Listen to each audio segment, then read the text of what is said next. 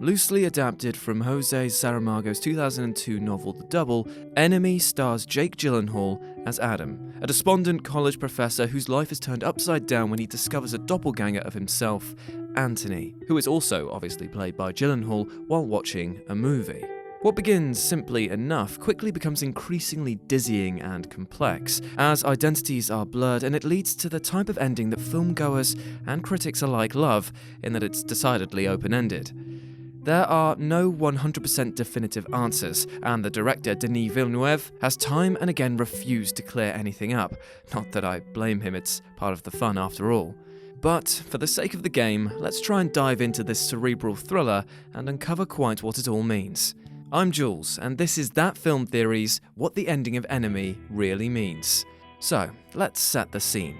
The film comes to a head when Anthony stalks Adam's girlfriend and plots to have sex with her. Anthony confronts Adam and accuses him of sleeping with Helen, Anthony's pregnant wife. He proposes that they switch for the weekend, and so that Anthony can have sex with Mary and, in his words, even things out. So far, so Freaky Friday. It also helps Adam that Anthony vows to leave his life after the weekend, so eventually Adam complies. In his place, Adam returns to Anthony's apartment and greets Helen, who doesn't either seem to notice or care. However, Mary notices Anthony's wedding ring mark, which leads to an intense argument. As Anthony drives her home, the argument continues and the car violently crashes, presumably killing them both. The final scene has Adam, still in Anthony's place, opening a letter containing a key which grants him access to the underground sex club Anthony is shown visiting at the very start of the film. Right, you with me so far? Well, here's where things get weird. As Adam talks to Helen, he enters the bedroom to continue the conversation, only to be greeted by a gigantic tarantula, seemingly backed against the wall in fear. After a beat, Adam sighs, and the film ends. So, what's going on here? Well, the answer to this question might actually be answered by another. Are Adam and Anthony actual physical doppelgangers or not? And by that, I mean, can we be sure that both men are real?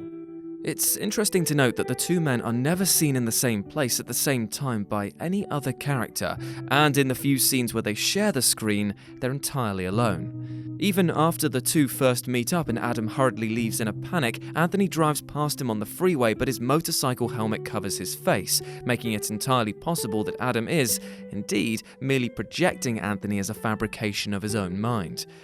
Furthermore, when Helen sees Adam at the university and immediately calls Anthony on her phone, Anthony doesn't answer the phone until Adam is out of view, further cementing the ambiguity of whether Adam truly has a double or not. As such, the film's visual language, not to mention its thematic content, seems to be suggesting that there is indeed only one person, and that person is suffering from multiple personality disorder.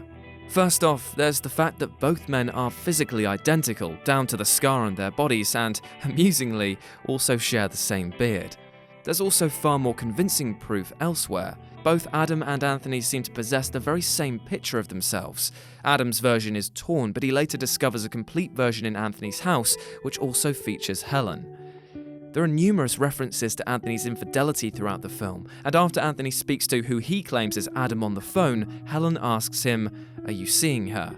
This could theoretically be referring to any of the women that Anthony has probably cheated on her with before, but it would also make a ton of sense for it to be Mary.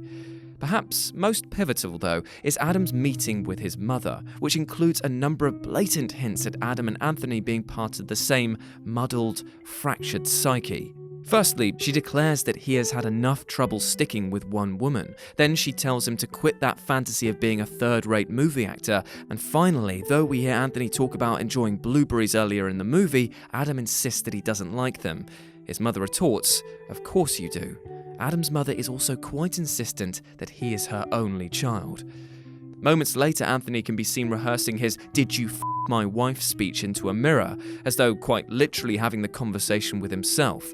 The framing of these scenes play into how his delusions are barely contained. It makes the moment where Anthony shouts at Adam, "I'm f***ing crazy," imply instead that they are crazy. So, what's the reality of this situation? Well, it's most likely that Adam and Helen are the original couple and are indeed married. And shock horror, he's not entirely happy with this relationship. Adam showcases a fear of commitment and an almost objection to the restrictions his relationship has put on his life. If we look at the scenes where he lectures on the subject of control and dictatorships, we notice the heavy theme of censorship of individual expression. We see the same speech at another lecture that Adam gives, but this time the dialogue is cut with footage of him having sex with Mary. This is his form of individual expression, which is being restrained by Helen and her pregnancy, which leads us, in a bizarre sense, to the spider. Adam is terrified of commitment, and this is visually represented throughout the film by the thing that many people fear most, spiders, which is most potently realised when Helen comes to resemble the giant tarantula at the end of the film. The attachment to Helen, made permanent through the impending arrival of their child, is what repulses him the most.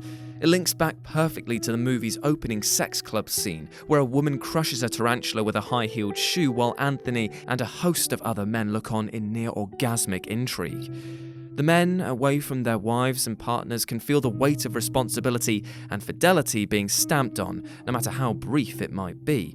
Hence why Anthony is accosted by a man desperate to get a key to the next show. The symbolism of the web is seen throughout the film, obviously showing how entrapped Adam's life is becoming.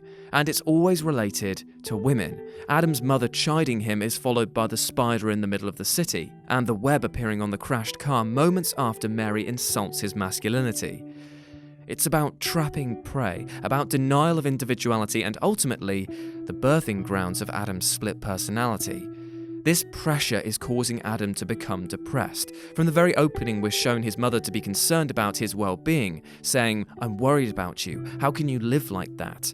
And when speaking to his co-workers, says to them that he could do with something cheerful. In a visual sense as well, a drab colour palette is used to indicate that Adam's life is muted, dull, bleak. With this situation building, Adam looks for an escape, something that's seemingly offered by Anthony.